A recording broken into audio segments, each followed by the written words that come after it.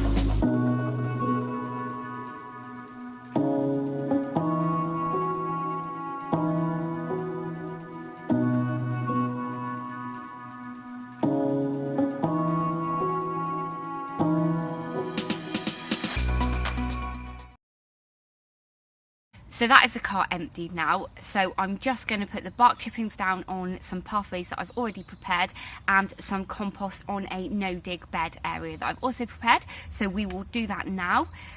Sorry if the screen is dark. The light is really strange today. 1 minute the sun's out, the next minute it's cloudy, then it's hailing, then it's raining.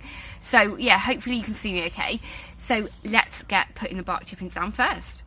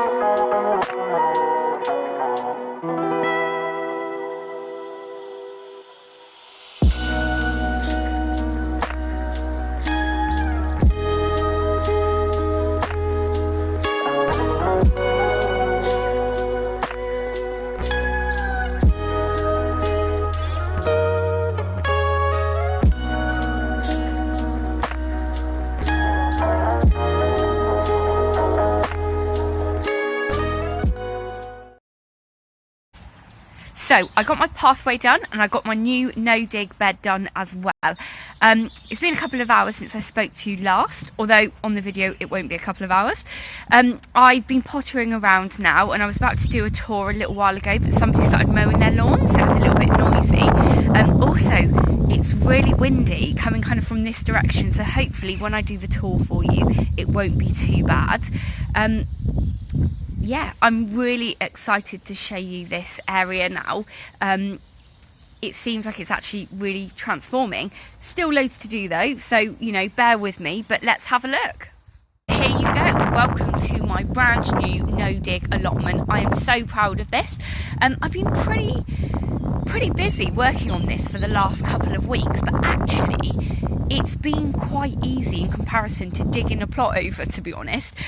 Late last year I put loads of cardboard down, and I've been continuing to put cardboard and newspaper down, and then about 2 weeks ago I really kind of upped my game and thought I need to get this sorted as soon as possible. So firstly, this is my main pathway down the middle of the plot, and it's 75 centimeters wide, and I've got a weed membrane underneath it. Then I've got wood chips, and edging this pathway is lots of logs and pieces of wood from my woodland at home. Now I've been posting pictures of this all over the internet pretty much as I've been working day by day really, and quite a lot of people on the No-Dig Facebook group told me straight away, get rid of all of those you know, those logs and stuff. It's just going to harbour loads of slugs and stuff like that. And you know, as much as I absolutely hate slugs, I really like the way it's edging my pathways. But also, you know, we actually do need slugs and snails as much as we hate them. You know, if they weren't important to our ecosystem, then they wouldn't exist. So you know, I'm going to leave them, and I quite like them actually. Also, they are, especially this one here, is really rotten, so I'm sure there's going to be loads of other really good things living in there, like beetles and stuff like that. So yeah, I'm going to be keeping those, and I think they look really cool actually. This is the first no-dig bed that I created right at the start a couple of weeks ago. And then I had an apple tree just here that my son got me for my birthday last year. So I've just put loads of wood chip down in that area. I am wondering if I'm going to put something... I feel like this tree is taking up a lot of room in that area. So I don't know if you've got any suggestions of what I could grow alongside that. I was thinking maybe a rhubarb or something.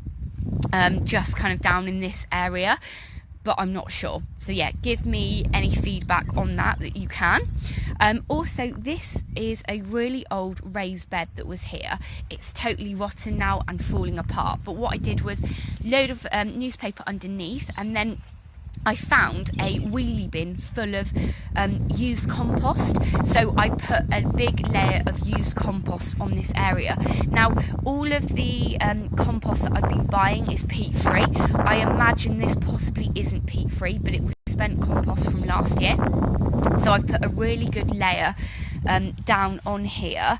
Now as you can possibly see here, we're getting a little bit of grass coming up kind of all around the edges, so I am going to have to, you know, be really careful, because it won't be long before all of that just takes over the bed again. And then down here, this is another pathway that I've made. So I've got chippings underneath, and then I have some kind of sawdust from home, just left over from when we've cut our firewood and stuff. We've been collecting it. So again, I've just put that on top because it makes it really easy for my sons up here to know that he can only kind of walk on these set areas.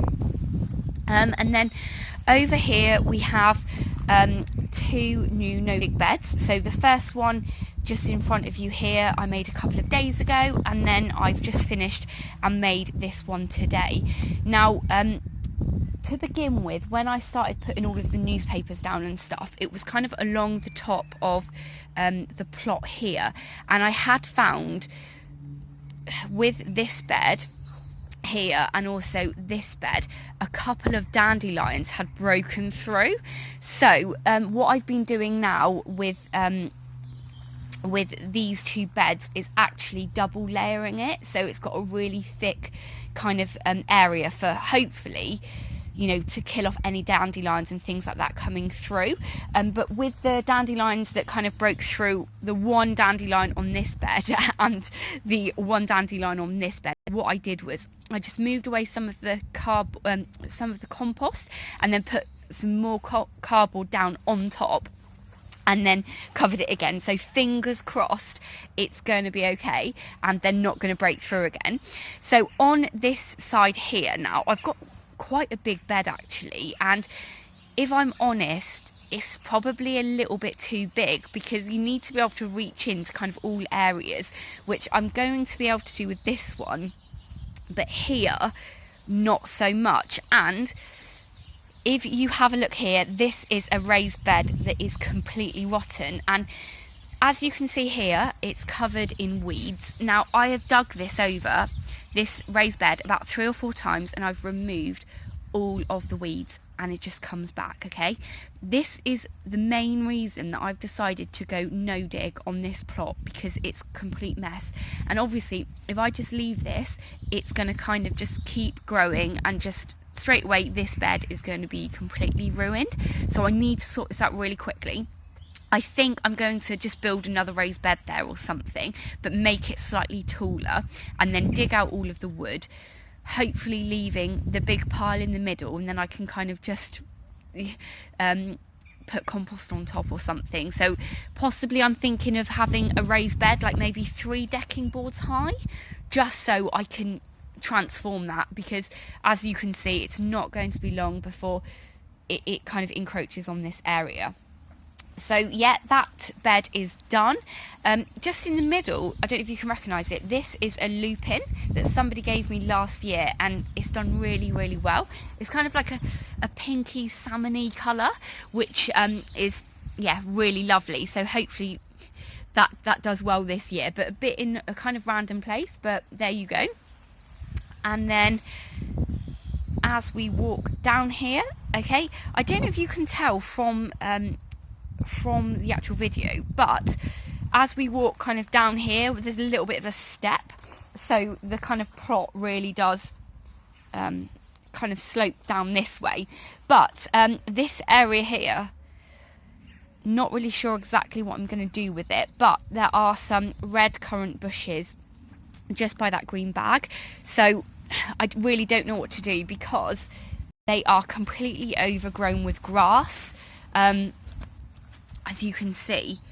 So yeah, not really sure what I'm going to be doing with this area. If you can give me any advice on what you think I should do with these red currant bushes, because they're so established, and I feel like if I dig them out, it's going to really, really damage them or something, but I don't want to have all those weeds there.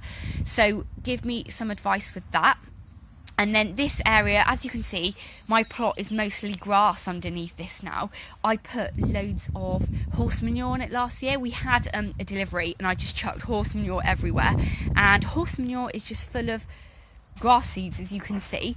But also, as you can see, I've got a load of bags there, and they're all full of horse manure, because I was driving back from Denmark Farm, the conservation centre, a couple of weeks ago, and somebody had left all of these outside for someone to collect, so I just chucked them in the car. So they all need to go in the compost or something really soon. But yeah, at the very end of my pathway is a small raised bed here. Now that is full of in that raised bed, that is full of seaweed and layers of cardboard and stuff, but as you can see, there's like loads of other weeds growing through that now, so I don't want to do anything with that straight away. So I've got to think if I just lay more card down or what, not really sure, but that should be a pretty good bed this season for something to grow in. So yeah, really happy with that.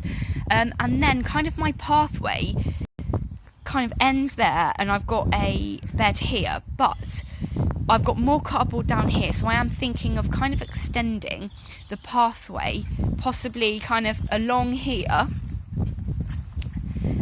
So my pathway will kind of continue here, and then I will have a kind of no-dig bed area here. And then we kind of get down to the wasteland that is at the end of my plot. Just in front of you there are some blackcurrant bushes. Again, they don't quite look as bad as the red currants, but they're completely overgrown with grass and stuff, so it does look quite bad. So yeah, as and when now, like kind of as and when I get more cardboard, I'm going to kind of just continue the no-dig area down here. But I'm kind of stuck now because I don't really have any cardboard to do the rest of it. But I'm just going to need to kind of keep going with it, and hopefully over the next kind of month or so I'll be able to pick up more cardboard and extend all of the beds down there. Now we're coming on to my wildlife pond. I am really excited because I have, actually I'll walk around this way. When I was here a couple of weeks ago, I noticed, hopefully I'm not going to fall in, I noticed I had loads of frog spawn, and the frog spawn kind of starts here and works its way round, all the way round kind of down there. So I am going to have lots of frogs, hopefully. And I nearly just fell in a ditch then. But yes, really excited about that because this pond was already here when I got my allotment, so I've not had to do anything for it. But I was really worried because it was quite murky and stuff. But as you can see, actually I don't know if you can see, but it's really clear now. You can't really see actually in the video how clear it is, but it is really clear, so I'm really happy with that.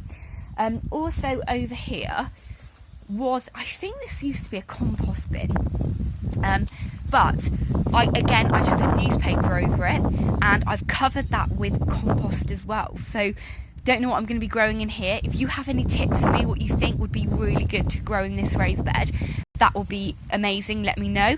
I don't know how many seasons this is going to last because it looks like it's seeing better days.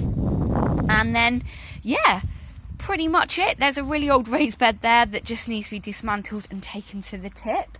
But yeah, from this side doesn't look very good, does it? But if we go back up to the top and have a look, it seems like it's taken shape now. And if you're taking on a new allotment, I would really suggest this is a good way to go.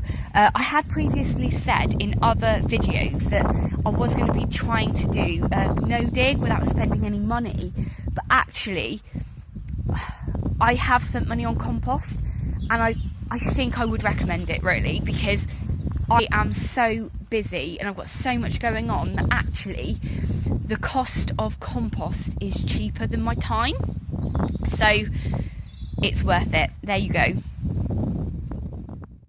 So there you go, that's my new no-dig allotment. I hope you enjoyed watching today. Really sorry about the noise though. The wind is just absolutely crazy at the moment. It's like 1 minute it's nice, the next minute there's a hurricane going on.